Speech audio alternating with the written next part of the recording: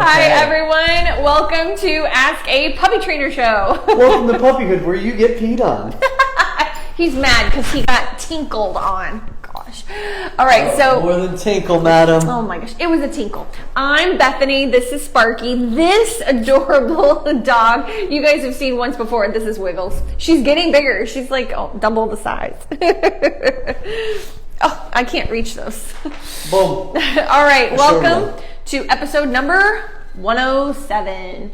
Just a reminder, guys, you can answer questions you could answer them if you want to, but you can ask. Someone did that on one of our comments. On one of our comments.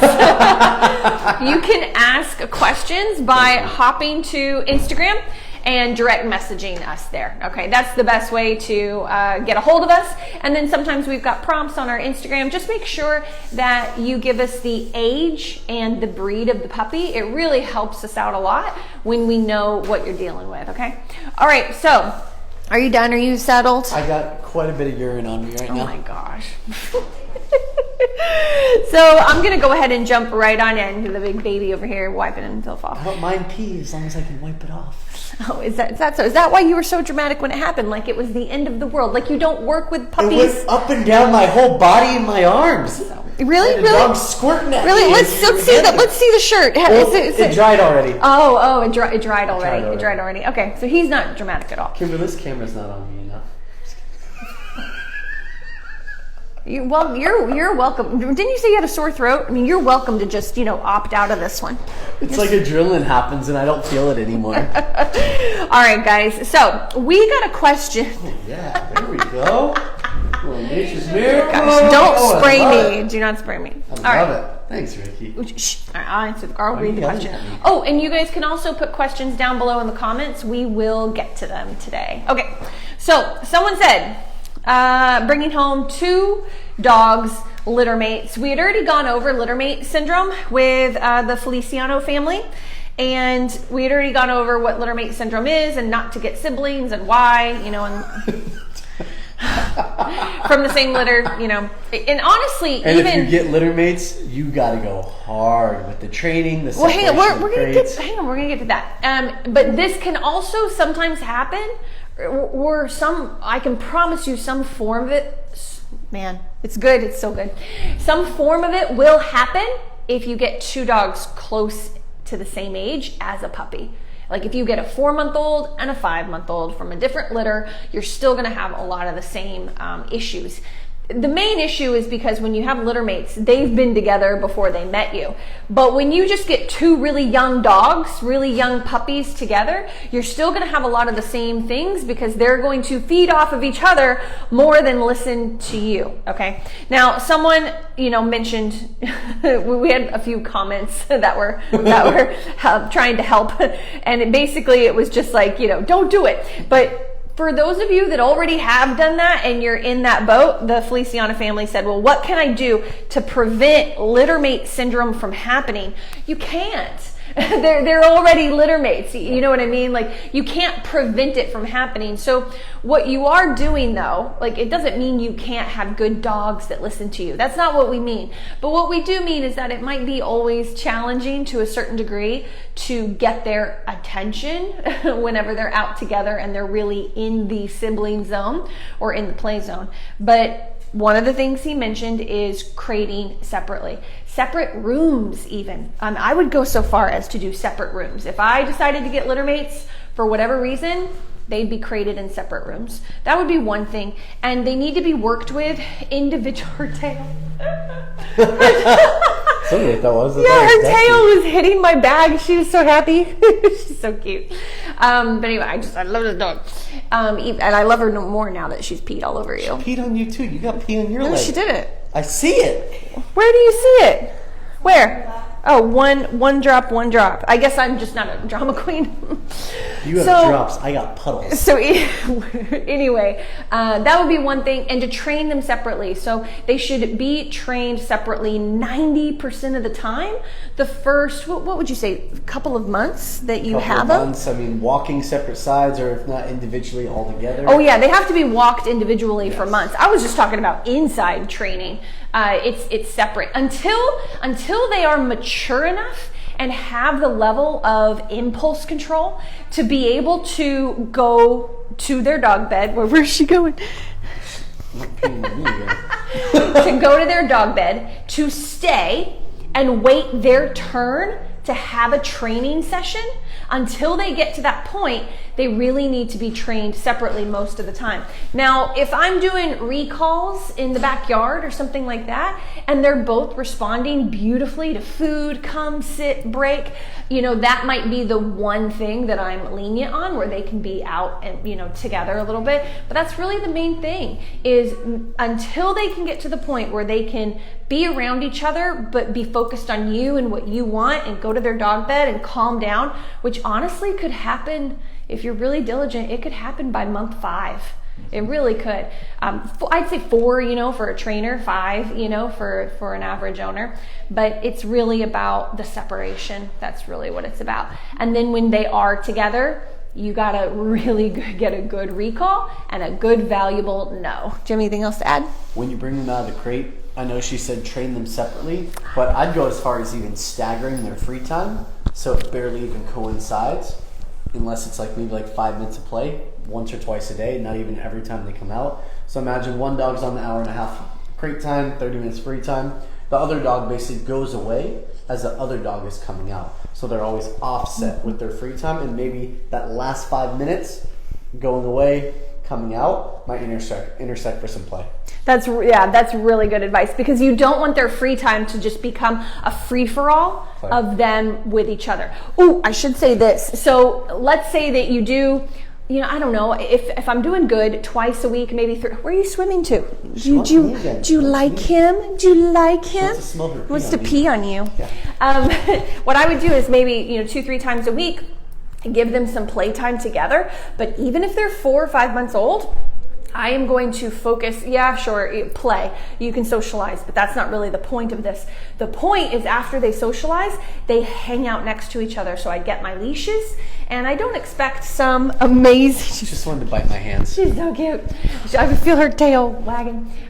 What you can do is have them settle down next to each other. I don't expect some amazing place command where they go somewhere and they stay, but I'm going to have them on leashes and just wait them out till they settle. And then this is adorable and so distracting. Stop looking at it, Bethany. So Pay cute. attention. And have them fully settle, so that way when they see each other, this goes for any dogs, any household actually. It's not just this big free-for-all of every time. She likes my hand motions. She likes my hand motions. You're not helping at all today. You do realize that, right? I'm waiting for you to get peed on. Oh my gosh. The tables need to be balanced. She's not going to pee on me. Hey, settle down. No, settle down. So like that, it's just no nonsense, enough is enough. Now it's time to calm down. That way when they see each other, it's not just this burst of intensity and fun until they pass out. It's no, you need to interrupt the play at some point, calm them down, have them just chill out next to each other. They don't have to be in a down even, just on leashes, and just use leash pressure to be just hang out in this spot. Get an outdoor cot, or you need 2 outdoor cots, and that can be really helpful too, to start targeting place out there and just breathe. Let's just breathe around each other. Otherwise, just like any household with multiple dogs, when they see each other, if it's this big commotion, or going to daycare, that's why daycares can be really problematic, and going to dog parks, because they start to associate dogs with just craziness and fun and play, and then you try to go for a walk, or in your case, when you have littermates, just live in your house peacefully. They're just nuts around each other all the time. If they decide they want to play, there's nothing you can do about it. So make sure that you're balancing it out with 5 to 10 minutes, working up to 30 minutes of calm after playtime. Okay, do you have anything else to add? I'm pretty much exhausted my voice. Good. You're not going to talk anymore? I'm going to try my best to talk. It's excellent. His voice is bothering him. And again, guys, if you want to ask us any questions down in the comments, feel free to put that below. Just let us know the age and breed of the dog, and we'll get to your question today, especially since he's not talking so much. Okay. Makeup, beauty, skincare. That's the person. They were talking about service dog training. So we've had a lot of questions recently on service dogs. You have to talk now, sorry. And user 914, it's practically pie. so I'm not sure. How? That's what it is. Bethany, you gotta say the whole name. Come on now. It's like 9112225. how did you register him as a service dog? So they're asking a question to someone else because someone said my dog is a service dog. I'm gonna give my understanding and then you can correct me because I'm not as into it as you. So my understanding of a service dog is there is no registry. When you go online, I love it. $50 to register your service dog here, $30 here, $80 for all of this paperwork that you need to have a service dog. It is all baloney. Yes. It's all baloney. Now, don't get me wrong. In the United States, we're going to have to get stricter with our laws because we already are on airplanes because so many people go pick up a puppy and without consulting with a professional and then just expect that puppy to be a service dog or go to a rescue or a shelter and they're just like, I want this dog to be a service dog. It's not a thing. It's very rare actually that happens. You need to go to a service dog trainer. They help you pick a puppy through a breeder and help you raise it. But that's a whole nother thing. We'll talk about the registry. The most common thing that happens in my business is that people will get a puppy and they say, all right, help me train this to be a service animal.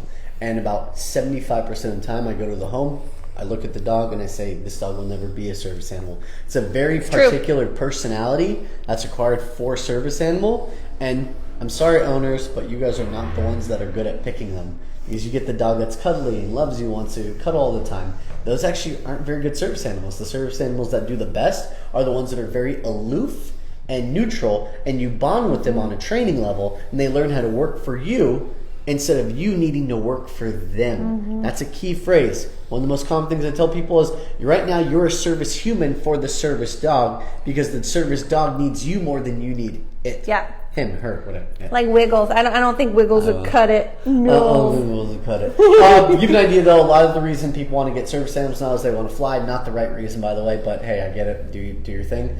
And the only registration there is for service animals in the United States of America is the DOT, Department of Transportation form. It's a federal document, and you basically go online, you fill out who your trainer is. They call me. They do call us. You fill out who your vet is. They call them to make sure all the like medications and prescriptions and vaccinations are up to date. And then you sign an affidavit saying that you are accepting a $10,000 federal fine or up to 6 months in federal prison if you violate and fake a service animal. Yep. That's how much it is. I'm working with 2 people right now that both have a $10,000 fine. The judge has told them they can drop that to $5,000 if they actually hire a service animal trainer and get the dog professionally trained. By the way, it costs $5,000 to $10,000, so it's just worth getting it trained before you get in trouble. Now, don't get me wrong. People have trained their own dogs, their own service dogs before. I've actually seen some pretty great ones too. Yep. And so we're not saying that it's not possible. We're just saying that statistically, it's not. It doesn't look good. Very challenging. It's very challenging. And because there's not a lot of I think Wiggles is done. Are you done, Wiggles? What do you mean? Take her back? She hasn't peed on you yet. No, she has not peed on me. I'm not. That's fine. Sorry, hang on just a second, guys. Sprinkler hose flying everywhere. There you go. Oh no, the cord. There we go. Okay. So anyway, just to kind of wrap that up, there is no registration. There are facilities, so deaf, blind, things like that. There's proper facilities you have to go through. And those dogs should be purchased or rescued from the facility. Yes. And a lot of them have government contracts to get a dog from them. And that is the only way you can travel. That I understand. That's the only way you can travel internationally is by going through one of these huge programs. Actually, yes, there might be loopholes. You're right and you're wrong. There might be loopholes. Getting out of the U.S. to go international, no issue. Just got to make sure the vaccinations are good. I have a client that's currently stuck internationally, and she can't get back in with her dog. She's going to have to ship him through a container because she didn't do the channel that I had mentioned to her. I said, you're going to have a lot of issues bringing your dog back into the country, back like flying international, and there was some different opinions, but the whole thing is that now she can't get her dog back into the country. Do you think it depends on the airline? Because I just went through this with someone. It depends on the country. Okay. Country, yeah. Okay. Depends on the US, country. easy, because we're very PC when it comes to service animals now. Thankfully, I'm glad we are. But other countries, they actually require a much stricter training regimen. Of the facilities she mentioned, those big corporation companies that do it, they actually require some of that stuff for it. Yeah, exactly. Okay. And there's pros and cons to that. I mean, we see a lot of issues with dogs in general because we aren't strict enough with dogs. But it's a whole thing. We have recently gotten a lot more strict. For flying, there's no more there's no more ESA. There's no more ESA. And I want you guys to understand it's because people will say their dog is an ESA dog when really all they are is a cuddly companion, and they are reactive on the flight. They are biting people. You don't know how you don't know how to advocate for your dog in their space on a tight flight. Just so many issues. Okay, I'm going to go to a question on here. How to get a golden puppy, three months old, to not chew the carpet. So 3 months old is 12 weeks, right? 12 weeks. That's a baby. That's kind of what they do. So they can't be on carpet. And there's lots of other things we're going to tell you, but 12 weeks old, they can't be on carpet. There's a really neat mat that Amazon sells. It's like if you look up rubber mat for puppies, it's you can get like a 10 by 10, a 5 by 5, a 20 by 20, and they're relatively inexpensive as well. They used to be like $300-$400 for a good mat. Now they're like $40, and you can lay that 5 by 5 mat out and then put your playpen on top of it, or you can put that 5 by 5 mat, put your leash in the middle of it, anchored to like a kettlebell or something, and that becomes like the little tether for your puppy to hang out around. So there's some easy solutions that keeps your puppy off the carpet. But any puppy that's not in the playpen, not tethered, not in the crate, they should always have a leash on. If your puppy is prone to getting in trouble, you need to be holding that leash. Tie it to your hip. They become your little shadow for a little bit. This is a really common problem with any puppy, but a retriever, you're possibly going to come across a lot of chewing issues because that's part of the breed. And so I would honestly get a trainer right away that understands retrievers and understands their needs specifically and knows how to teach a valuable no to such a small puppy. So what we would do with a puppy that age, because at some point they're going to chew something, even if it's not the carpet, you're going to catch them chewing, the edge of the chair leg through the playpen, it's going to be something. And so for a puppy that young, we would do some sort of interrupter. It could be a pet corrector squirt, which goes, and you don't go with it. It's just a quick. You'll be using it real quick if you do. They're pricey. They're pricey. Some people use the penny can. We don't love that, but some people swear by it. It's got to be something, honestly, I'll just clap really loud. I'm like, hey, I'll go no, or I'll do some sort of marker word. Hey and no are kind of my go-tos. You can go, I don't care what you do, but if you say it first. Sorry, I just sprayed all over you. See, you're just getting fluids. Spit. Use me today. Just get them everywhere. So I'll go like no. So I say my marker word first, and then a loud clap, and then I get like a response. And then I'm like, puppy, come, and over here, here's your toy, here, and then I prevent the puppy from being able to do that again. That's the key, okay? Because these are puppies. These are like toddlers running around with sharp teeth and no diapers, okay? So you got to keep that in mind when it comes to training your puppy.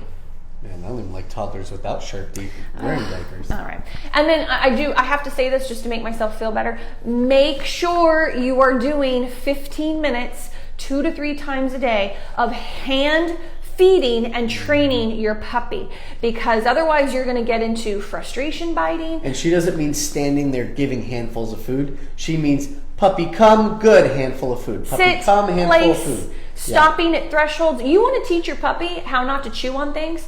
Teach them to stop at all thresholds, going in and outside from the time they are 8 weeks old and in your house. The puppy gate, the crate door, all of that. Those are inhibitions that they had when they left the mom. And then when they get to be with a family, all of those boundaries get blurred and they disappear when you can do them from day one. So if you're not teaching him just regular daily impulse control, rules, boundaries, limitations, If you're not doing that, it doesn't matter what you do for the chewing, whether you're redirecting or saying no or you using. You can correct 100 times in a row. It won't matter. It won't do anything if there's nothing to work them through it and there's no preventative for the next time. Yeah, you'll just get a frustrated puppy. I follow 3 words: correction, redirection, reward. So the correction, no! Redirection, puppy, come, play, sit, good, no food yet, because they're still expecting it, and they just did the bad behavior. Come, play, sit, good, come, play, sit, good. Now you got work mode. Puppy is locked into you. Following, now I'm going to start using food to reward the change in headspace. I'm looking for like almost like a perception change of wanting to disobey and jump and get crazy and nip at the hands to wanting to work, and that's the headspace I want to reward with food, so they begin defaulting to it more and more often. Dusty didn't like that. You can kind of see his face in the corner. If I didn't have Dusty as a puppy, but if I did, all I would have to do is raise my voice to him, because not all border collies are like this, but he is a ultra sensitive, sound oriented border collie. Yeah. It's probably why he doesn't like you very much, because you're so just loud. That's okay. Obnoxious. Kimberly didn't like me either when she first met me. Look, now she's gonna marry me. It's alright. I didn't like my husband first either. I first met He'll him. grow on I didn't. When I first met my husband Chris, I was like, you're kind of annoying. That's what she said. Oh, love. Okay. Anyway, sorry. All right, moving on. Smalls 1975 says, at what age should you go to a puppy park and start introducing your puppy? Never! We're sorry. No, we'll unpack that for you. I'm okay with just leaving it at that. No. It would make like one nice clip. Like, can you imagine like how much feedback we would get? Josh, our editor, make that into one nice clip and then see if Ricky approves it. She's already shaking her head. 1 5-second clip. Okay, so anyway, just to unpack that a little bit, the thing about a dog park or puppy park, which I'm assuming you mean a dog park, is we've said this before, so sorry if you're a regular and you've heard us say this, but it's Russian roulette of dogs. And it's just a really bad idea. It's a really bad idea. You never know what mix combination you're going to get. And honestly, there tends to be just as many issues in the small dog park than there is the big dog park, because people bring in puppies. Mm-hmm. They bring in older dogs that will have issues with hyper-excited little dogs. Just don't do it. It's not a good idea. You don't know what you're going to get. Most people, I'm sorry out there to generalize, but from what I see at dog parks, and I'm at dog parks a lot, training outside the dog park. Yeah. Yes. And what we see all the time is people hanging out in the shade, letting their dogs hump each other, work it out, have little, squabbles. And then when the humans do get involved, they usually get bit. Yeah, I was going to say that. I was there 2 weekends ago outside the dog park working a dog around the stimulation. And I heard another say, they'll work it out. And about 10 seconds later, I see him running. And then when he went to split him apart, bite on the arm. And his own dog bit him because he pulled him away. Out here in Redondo, there was a Malinois that was playing fetch, minding their own business, but then a lab got involved, and the Malinois got mad, and so he was okay at first, and then the guy Mal wouldn't listen to him, so he put him on leash to take him out of the dog park. You put that leash on a pulling Mal that's upset that he doesn't get to keep playing fetch and continuing to watch that lab. And it was ugly. Like, the guy pretty much just picked up the front chest of his Mal and just carried him out. Like, it was tough. It was really tough. So my point is hopefully we've kind of, drilled that home, that it's just a really bad idea. You might never have a bad experience ever. But in our experience, what would you say, like a third of the dogs that come in have issues with other dogs on the walk because they've been attacked at a dog park? Most of the dog aggression I see, it's because it's a dog park or daycare or daycare. On-leash greetings. Or on-leash greetings. 3 places: on-leash greetings, unregulated daycares, dog parks. Yep. One of the most common reasons that your dog will become aggressive. Yeah. Maybe not now. One day probably. But one day. And so anyway, sorry, that's what not to do. What you can do. Okay, good. I was saying we got to give him some solutions. Sorry. Now, obviously, you can do play dates with, friends' dogs that are good with puppies. But you do want to expose your puppy to different personalities, because if you only expose them to softer personalities, they could become quite pushy and bratty. And if the personalities are always too big, they could become overly submissive and nervous. So you want to mix it up. And honestly, the best way to do that is see if there is a puppy program, a puppy social class in your area, okay? I used to teach them. They were really fun. I got a lot of business that way. Yeah. And people had a lot of really great dog friends that they met there. Yeah. So, and then you can, develop play dates that way. And another way is to go for hikes. Go for hikes, because every time you guys see a passing dog, they can do a little sniff sniff if it's okay. You always ask for permission, of course. Sniff sniff and keep going. Like, there's no lingering and playing. You're just, it's movement oriented, so it tends to be cleaner and less risky. Okay. I like it. Taha. Oh, did we really just do all this in 3 questions?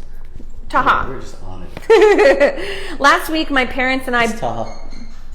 I was just Taha. Oh, excuse. I'm sorry if that was insulting to you. Me playing around with your name. Actually, you're right. No, I'm not. No, I was just goofing. Okay, hi there. Last week, my parents and I both got golden retriever puppies.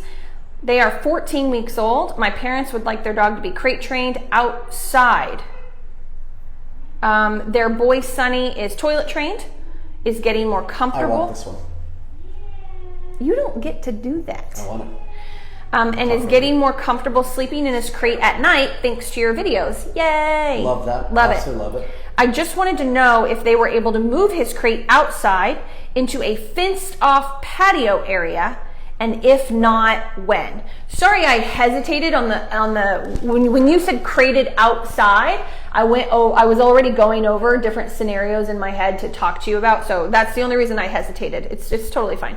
But I just wanted to know if they were able to move his crate outside to a whole fenced off patio area. If not now, when? Golden Retriever, they get so big.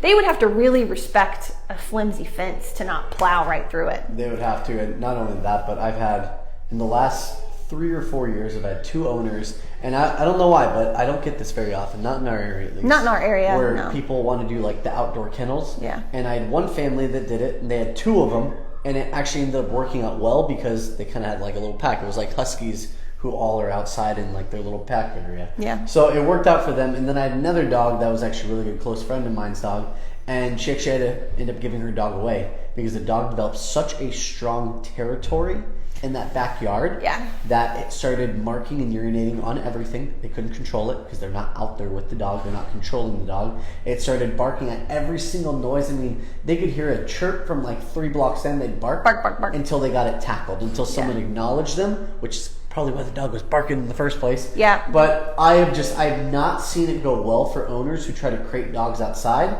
It's already going well. They want to know when they transfer to a pen. I thought they were saying that they're already creating the dog outside? Yeah, and it's already going great thanks to our videos. Toilet training, doing great.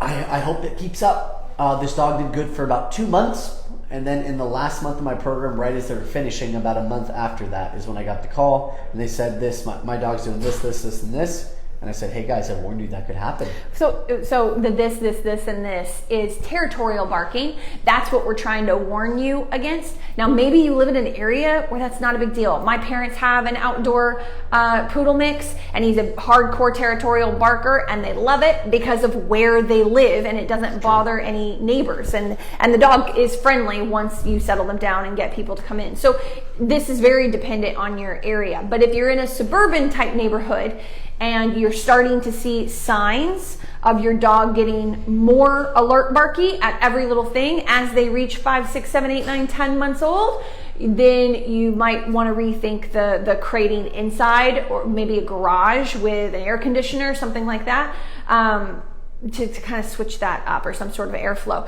But anyway, when it comes to the pen area, I'm a hard no, just a hard no. Instead, I would create, and I know this takes way more money. And so I apologize for that. But if you don't want to do the outdoor kennel, I forgot about that, like a big outdoor kennel, like a big cage, essentially. And you basically put a crate within that cage. Yeah, and a cage. Well, a dog, you'd be a doghouse, but he doesn't know. That's just what I've seen. That's what that one client who had success, that's what they did. But a doghouse provides insulation and okay, anyway. kennel, but a dog run. So you actually create a side dog run on the side of your house where you could have a crate or a dog house. You would make sure, the fence is high enough. That's why I say a lot of times it costs money, because you're making it concrete, in part of it, and then and blocking it off. They just get like the side of the house and gate it off, in some way, shape, or form. That is my suggestion. Pens are dangerous, and usually, because if you're not there, easily escapable, and they could hurt themselves trying to get out of the pen. Now, I have to say this because I know it's possible. There's a family on my street. They have 4 Labradors. And I think one passed away now. And so because they got a puppy, so I think they have 3 now. They have the lowest fence in their front yard. I mean, it's like a little above my knees. And I would always be startled by them walking by because they come out and do their big alert Labrador bark. And I'm like, oh my God. And they never jump the fence. And I finally got a chance to talk to the owners one day, and they trained them to not jump the fence. And it's not an electronic collar. I was surprised. I was like, these dogs have got to have an electronic collar. They don't. And so he was able to train them, and then each lab helps train the next dog. Generation. That's why they're so, like, when they had one about to pass away, they got the new puppy. Now they have 3. Anyway, I'm not saying it's not possible, but I know that owner, and over the years, I see him in the front yard reinforcing that line, working with those dogs. I mean, he really just loves his dogs and puts a lot of time into them. And so I'm not saying that it's not possible to reinforce an invisible boundary, because that's what that is. When you have a regular playpen and your puppy doesn't jump on the playpen, these dogs don't touch the fence. They do not touch it, because if they touched it, they'd go over it. Yep. And so he's put a lot of work into that. So I'm not saying it's not possible. I'm just saying it's really challenging. And if you just get, a basic, flimsy wire fence, they're dangerous. So you would need to look into something stronger, or just go the big pen, big caged pen type, and have your crate or dog kennel inside of that. So anyway, there's some options for you. Look up outdoor kennel, and there's a large version of it, and then you can get the smaller crate for inside of it, or whatever you said, the doghouse outside. They still need a concrete slab, though. This is on a concrete slab. Yeah, you still have to pay for something to come in, because otherwise they'll just dig under it. Yep. All right, guys. So what we saying? They did that until they put in a concrete slab. Yep. So hopefully, guys, that gives you some ideas. We kind of had some different types of questions today, so that was fun. And thank you so much for joining us. Same time, same place next week. Bye. Hopefully you won't get